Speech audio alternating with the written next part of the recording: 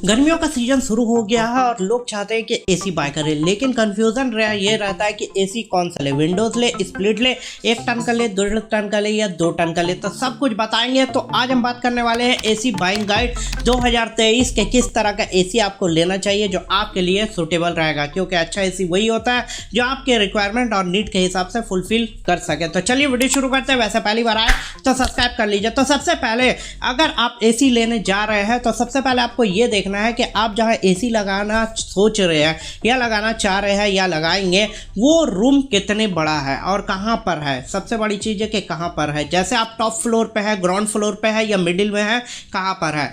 एक हिसाब से अगर हम बताएं तो आपको अगर 6 बाय 8 का रूम है, मतलब 6 फीट बाय 8 फीट का रूम है, तो आपको एसी 1 टन का अगर ले लेंगे तो काफ़ी है, ज़बरदस्त चलेगा। लेकिन अगर यही रूम आपका एकदम टॉप फ्लोर पे है और 2 साइड से सनलाइट वगैरह आता है तो वहाँ पर आपको ये जो है 1 टन का एसी काम नहीं करेगा। वहाँ पर आपको 1.5 टन का एसी लेना होगा या 1.2 टन का एसी लेना होगा।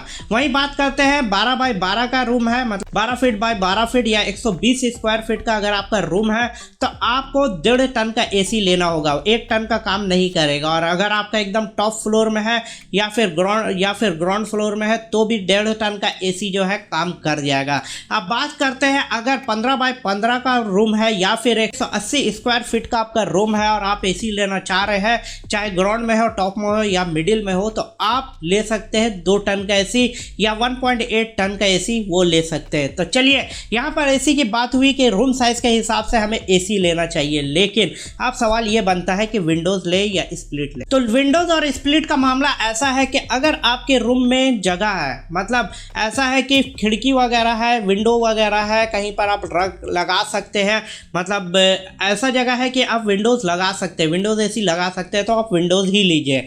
अगर जगह नहीं है तो स्प्लिट लीजिए, क्योंकि विंडोज का कॉस्ट और स्प्लिट का कॉस्ट जो है अलग अलग होता है।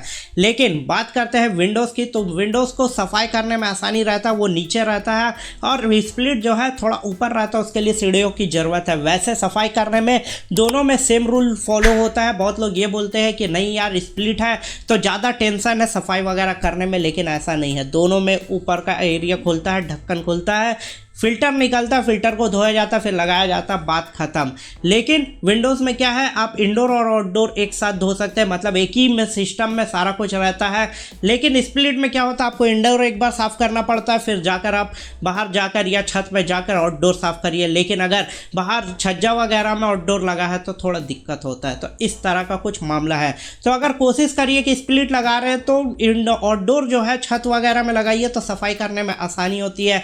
बाकी आप देख लीजिए आपके हिसाब से, आपके एरिया के हिसाब से ज़्यादा बेहतर तो मैं बोलूँगा कि विंडोज़ ही रहता है। लेकिन विंडोज़ में एक प्रॉब्लम है कि विंडोज़ थोड़ा लेट से ठंडा करता है, क्योंकि इसका कूलिंग कैपेसिटी कम होता है और स्प्लिट का कूलिंग कैपेसिटी ज़्यादा होता है। अगर एक एग्जांपल के देखा जाए तो विंडोज़ का जो कूलिंग कैपेसिटी है 3000 तक का होता है, तो स्प्लिट का 5000 तक का होता है। तो जल्दी जो ठंडा करेगा वो स्प्लिट करेगा, विंडोज़ नहीं करेगा।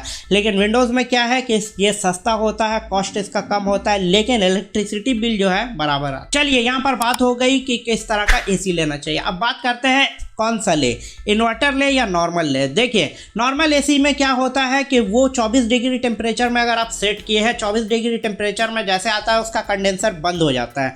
बंद होने की वजह से क्या होता है कि वो 24 से 25 में जाता है, 25 से 26 में जाता है, 26 से 27 में जाता है, तो फिर से वो ऑन होता है और ज़्यादा पावर लेता है। लेकिन इन्वर्टर एसी में होता क्या है कि जैसे 24 में गया तो 24 से 25 में जाएगा, 26 में जाएगा, बहुत ही धीरे जाएगा। क्योंकि यहाँ पर क्या होता है कि इन्वर्टर एसी में जैसे 24 में गया तो कंडेंसर स्लो चलने लगता है। अब स्लो चलता है तो मतलब इतना ज़्यादा स्लो चलता है कि वो हल्का हल्का आपको ठंड देते रहता है। नॉर्मल एसी के जैसा वो बंद नहीं होता, वो हल्का हल्का देते रहता है। तो टेम्परेचर जो है 24 से 25, 25 से 26, 26 से 27 डिग्री टेम्परेचर पहुँचने में अगर आप समझ लीजिए कि नॉर्मल एसी को ये टेम्परेचर 10 मिनट में पहुँच जाता है 27 डिग्री। यहाँ पर इन्वर्टर एसी में यही जो ड्यूरेशन है वो 1 घंटा आधा घंटा का हो जाता है।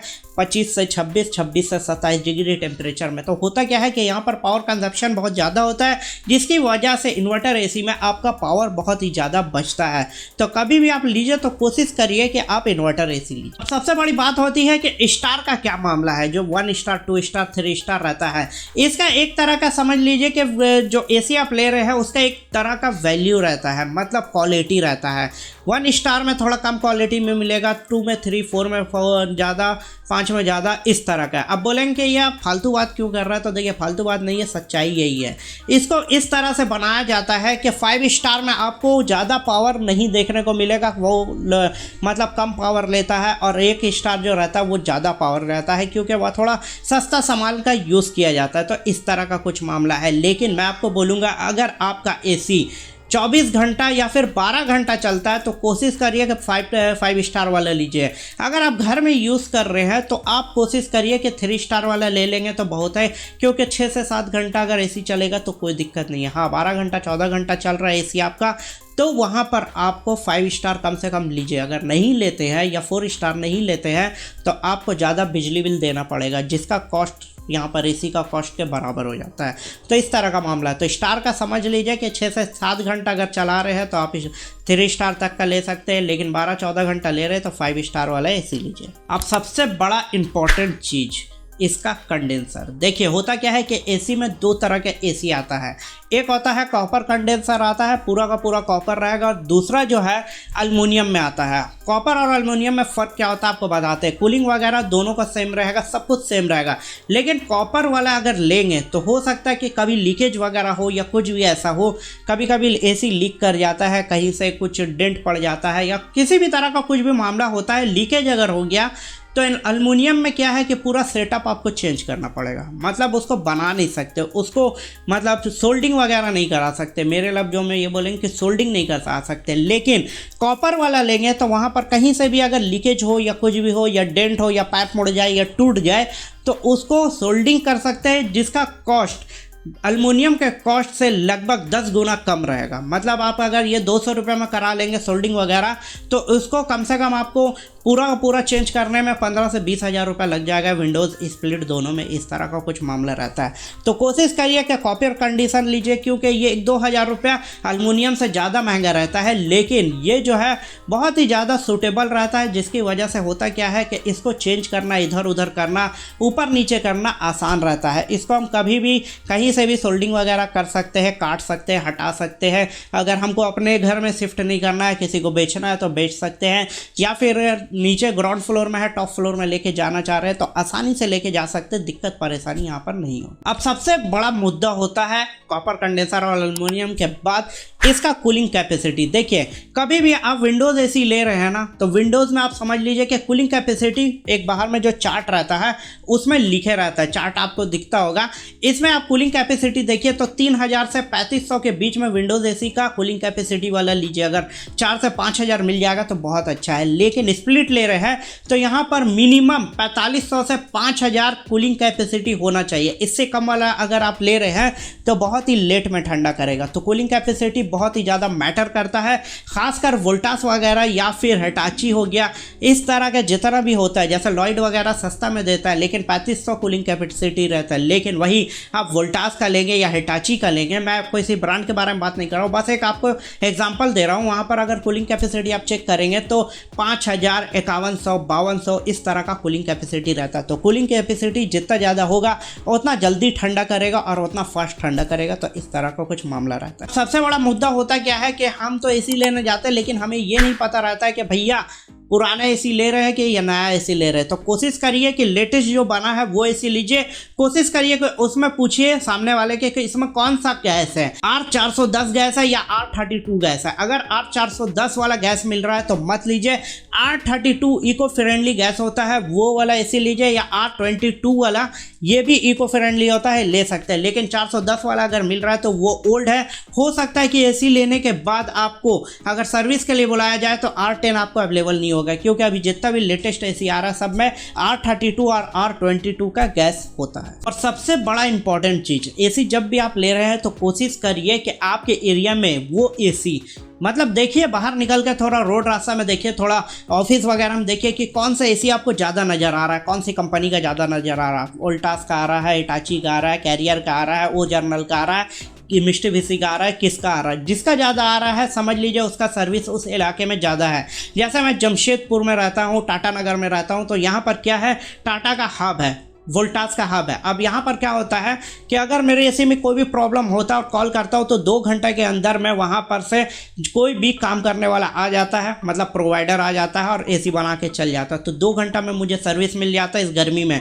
लेकिन आपके एरिया में हो सकता है हिटाची का ज़्यादा अच्छा सर्विस हो, या फिर किसी भी कंपनी का ज़्यादा अच्छा सर्विस हो, या वोल्टास का सर्विस ज़्यादा अच्छा हो। तो आप कोशिश करिए कि जिसका सर्विस ज़्यादा अच्छा है उसका ही एसी बाय करिए, ताकि आपको किसी भी तरह का दिक्कत परेशानी नहीं हो गर्मियों में, या फिर किसी भी टाइम में कि एसी में कोई प्रॉब्लम हुआ और एक दिन बाद आ रहा बनाने के लिए। ऐसा नहीं होना चाहिए। तो तुरंत आए, जल्दी आए, पूछ लीजिए कि भैया यहाँ पर, मतलब कोशिश करिए, आप नेट में सर्च करिए कि किसका यहाँ पर सर्विस सेंटर ज़्यादा है, या फिर जल्द से जल्द आ जाएगा। या फिर कॉल करके बोलिए ऐसी झुट्टों का कि मेरा एसी ख़राब हो गया, कितने देर में बन जाएगा, कितने दिनों में बन जाएगा। बात करिए जिसका भी आप एसी पसंद किए लेने जा रहे हैं, बात कर लीजिए, आपको पता चल जाएगा कि सर्विस वगैरह कैसा है। और सबसे इम्पॉर्टेंट चीज़ एक और चीज़ है एसी में आता है कि कभी भी आप एसी लीजिए तो वहाँ पर देखिए कि इसका नॉइस कितने डीबी तक का जाता है। अब नॉइस डीबी का मतलब ये होता है कि एसी से जो आवाज़ आती है वो कितना आता है।